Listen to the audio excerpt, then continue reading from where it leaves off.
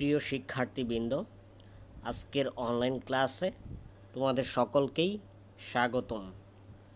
আমি মোহাম্মদ মনির হোসেন, প্রভাষক ইতিহাস বিভাগ, ঠাকুরগাঁও সরকারি মহিলা কলেজ, ঠাকুরগাঁও। আমি আজকে দ্বাদশ শ্রেণীর ইতিহাস দ্বিতীয় পত্র নিয়ে আলোচনা করব। দ্বিতীয় পত্রের দ্বিতীয় অধ্যায় নিয়ে আমরা ইতিপূর্বে কয়েকটি ক্লাসে আলোচনা করেছি। দ্বিতীয় অধ্যায়ের বিষয়বস্তু ফরাসি বিপ্লব। ফরাসি বিপ্লবের পূর্বে ফ্রান্সের সামাজিক, অর্থনৈতিক, রাজনৈতিক অবস্থা নিয়ে আমরা আলোচনা করেছি। ফরাসি বিপ্লবে যেসব দার্শনিকদের ভূমিকা ছিল সেই সব বিষয় নিয়েও আমরা আলোচনা করেছি। আজকে আমাদের আলোচ্য বিষয় ফরাসি বিপ্লবের ফলাফল, অর্থাৎ ফ্রান্সে যে ফরাসি বিপ্লব সংগঠিত হয় 1789 সালে, সেই বিপ্লবের ফলাফলটা কেমন ছিল, সেই বিপ্লবের ফলাফল নিয়ে আজকে আমরা আলোচনা করব। আজকের আলোচনা শেষে তোমরা যা শিখতে পারবেন, ফরাসি বিপ্লবের ফলাফল সম্পর্কে জানতে পারবে, অর্থাৎ ফরাসি বিপ্লবের ফলে যে ফলাফল হয়েছিল, অর্থাৎ ফ্রান্সের অবস্থা কী ধরনের পরিবর্তন হয়েছিল, আগে কেমন ছিল, ফরাসি বিপ্লবের পরবর্তী সময়ে ফ্রান্সের অবস্থা কেমন ছিল, সেই বিষয়গুলো সম্পর্কে তোমরা আজকের আলোচনা শেষে জানতে পারবেন। ফরাসি বিপ্লবের ফলাফল। ফরাসি বিপ্লবের ফলে ফ্রান্সের যে সমাজ ব্যবস্থা ছিল তার আমূল পরিবর্তন ঘটে, রাজনৈতিক ক্ষেত্রেও পরিবর্তন ঘটে, শিক্ষা সাংস্কৃতিক ক্ষেত্রেও ব্যাপক পরিবর্তন সাধিত হয়। ফ্রান্সের আমরা জানি যে ফরাসি বিপ্লবের পূর্বে ফ্রান্স ছিল একটি সামন্ততান্ত্রিক রাষ্ট্র, কিন্তু ফরাসি বিপ্লবের পরে ফ্রান্স একটি পুঁজিবাদী দ্বারা বিকশিত হয়, অর্থাৎ ফ্রান্সে পুঁজিবাদী সমাজ ব্যবস্থা বিকশিত হয়, পুঁজিবাদী অর্থনৈতিক ব্যবস্থা বিকশিত হয়। মূলত ফরাসি বিপ্লবের পরবর্তীতে ফরাসি বিপ্লবের প্রত্যক্ষ ফল ছিল এটা। ফ্রান্সের যে নিরঙ্কুশ রাজতন্ত্র ছিল, আমরা জানি ফ্রান্সে অভিজাততন্ত্র ছিল, ধর্মযাজক গোষ্ঠীর ফ্রান্সে এক ধরনের প্রভাব ছিল। ফরাসি বিপ্লবের ফলে সেই নিরঙ্কুশ রাজতন্ত্র অনেকটাই সীমিত হয়ে যায়, সাংবিধানিক রাজতন্ত্রে পরিণত হয়। অভিজাততন্ত্র যে ছিল, অভিজাততন্ত্রের ক্ষমতা সংকুচিত হয়, ধর্মযাজক গোষ্ঠীরও প্রভাব ধীরে ধীরে কমতে থাকে মূলত ফরাসি বিপ্লবের ফলে। ফরাসি বিপ্লব শুধু ফ্রান্সের সমাজকেই নয়, গোটা ইউরোপকেও আলোড়িত করেছিল। ফরাসি বিপ্লবের যে সাম্যমৈত্রী স্বাধীনতা ছিল, সেই ফরাসি বিপ্লবের স্লোগান শুধু ফ্রান্সে নয়, পুরো ইউরোপ তথা বিশ্বব্যাপী ছড়িয়ে পড়ে এবং বিভিন্ন দেশে আমরা দেখতে পারবো যে এই রাজতন্ত্র, অর্থাৎ নিরঙ্কুশ রাজতন্ত্রের বিরুদ্ধে আন্দোলন বিক্ষোভ দানা বাঁধতে থাকে এবং আমরা দেখতে পারবো যে বিভিন্ন দেশে এর প্রভাব লক্ষ্য করা যায়। ফরাসি বিপ্লব ফ্রান্সের সমাজ ব্যবস্থা, রাষ্ট্র পরিচালনা, শিক্ষা ও সাংস্কৃতিক ক্ষেত্রে ব্যাপক পরিবর্তনের সূচনা করে। বিপ্লবের আগে ফ্রান্স ছিল একটি সামন্ততান্ত্রিক দেশ, বিপ্লবের মধ্য দিয়ে তা পুঁজিবাদী ধারায় বিকশিত হতে থাকে। ফ্রান্সের যে নিরঙ্কুশ রাজতন্ত্র, অভিজাততন্ত্র ও ধর্মযাজক গোষ্ঠীর যে প্রভাব বলয় ছিল তা দুর্বল হতে থাকে ফরাসি বিপ্লবের ফলে। ফ্রান্স কার্যত একটি বুর্জোয়া গণতান্ত্রিক রাষ্ট্রে রূপান্তরিত হওয়ার সুযোগ লাভ করে এই ফরাসি বিপ্লবের মাধ্যমে, অর্থাৎ বুর্জোয়া গণতান্ত্রিক রাষ্ট্রে, অর্থাৎ ফ্রান্স আমরা জানি একটি সামন্ততান্ত্রিক রাজতান্ত্রিক একটি দেশ ছিল, যেখানে রাজাই ছিল সর্বময় ক্ষমতার অধিকারী। সেখানে ফরাসি বিপ্লবের ফলে বুর্জোয়া গণতান্ত্রিক রাষ্ট্রে রূপান্তরিত হতে থাকে ফ্রান্স। ফরাসি বিপ্লব ফ্রান্সের জন্য সংবিধান প্রণয়ন করেছে, অর্থাৎ ফরাসি বিপ্লবের পরে আমরা জানি যে ফ্রান্সের জন্য একটি সংবিধান প্রণয়ন করা হয়, যেখানে আমরা জানি যে মৌলিক মানবাধিকারের কথা বলা হয়ে থাকে। মূলত বিভিন্ন নামে ফ্রান্সের জাতীয় সংসদ গঠন করে ফ্রান্সকে প্রশাসনিক ও বিচার বিভাগীয় ক্ষেত্রে বেশ কিছু সংস্কারের মাধ্যমে একটি আধুনিক রাষ্ট্রে পরিণত করতে অবদান রেখেছে। ফরাসি বিপ্লবের ফলে পরবর্তীতে আমরা জানি যে ফ্রান্সে ক্ষমতায় আসেন নেপোলিয়ন বোনাপার্ট, এবং নেপোলিয়ন বোনাপার্ট ফ্রান্সে ব্যাপক সংস্কার সাধন করে। মূলত ফরাসি বিপ্লবের সুদূর প্রসারী ফলাফল ছিল এগুলো।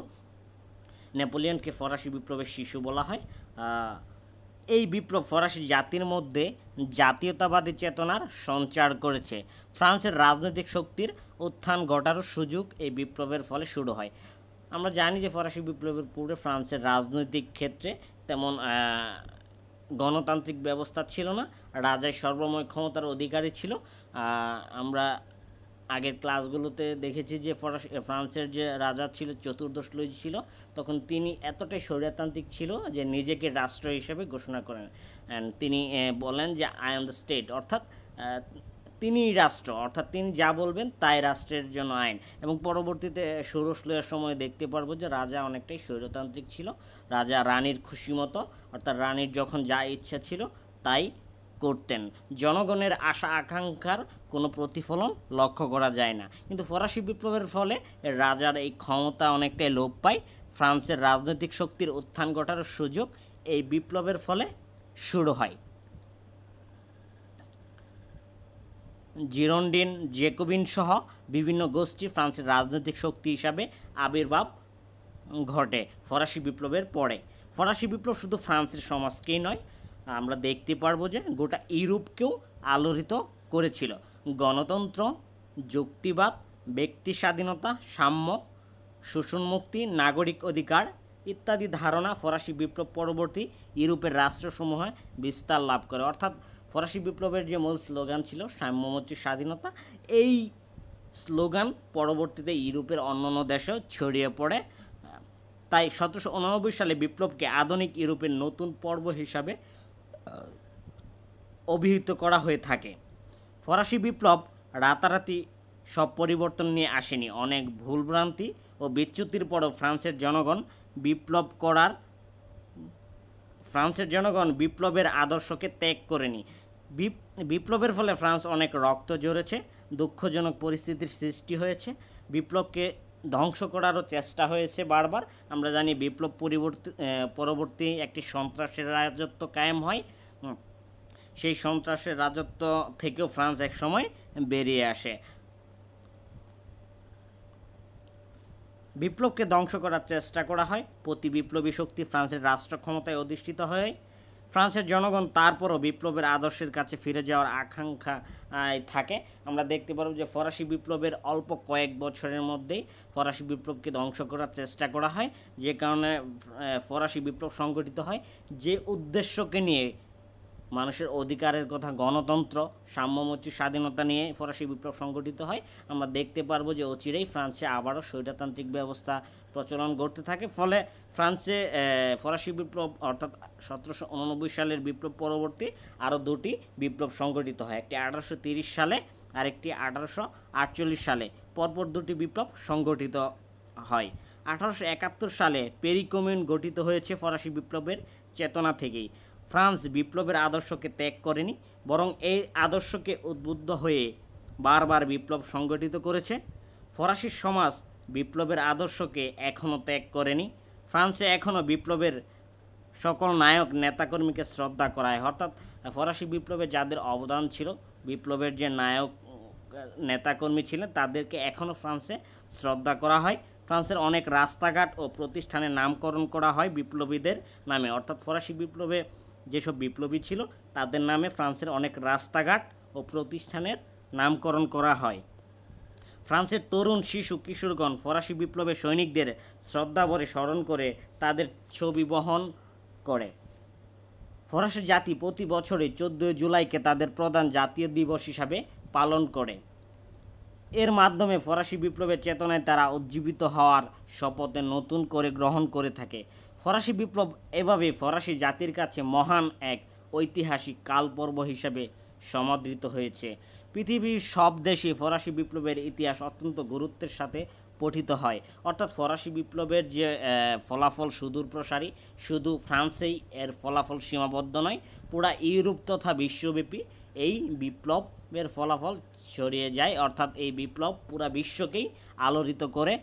এই বিপ্লবের ফলেই পৃথিবীব্যাপী এক ধরনের গণতান্ত্রিক চর্চা শুরু হয়, সাম্যমৈত্রী স্বাধীনতার কথা বলা হয়ে থাকে। মূলত এই বিপ্লবের ফলে ফ্রান্সের সমাজ ব্যবস্থার যে আমূল পরিবর্তন হয়, রাজনৈতিক ব্যবস্থার পরিবর্তন হয়, যা ফরাসি বিপ্লবের প্রত্যক্ষ ফলাফল ছিল এবং পরোক্ষ সুদূরপ্রসারী ফলাফল হিসাবে বিশ্বের অন্যান্য দেশেও এই বিপ্লব প্রভাব ফেলে। আমরা আগামী ক্লাসে ফরাসি বিপ্লবের পরবর্তী ফ্রান্সের অবস্থা, ফরাসি বিপ্লবের ক্ষেত্রে পরবর্তীতে নেপোলিয়নের আগমন এবং নেপোলিয়ন বোনাপার্টের শাসন এবং সংস্কার নিয়ে আলোচনা করার চেষ্টা করব। আশা করি তোমরা সকলেই ভালো থাকবে, সুস্থ থাকবে, স্বাস্থ্যবিধি মেনে চলবে। ধন্যবাদ সকলকেই।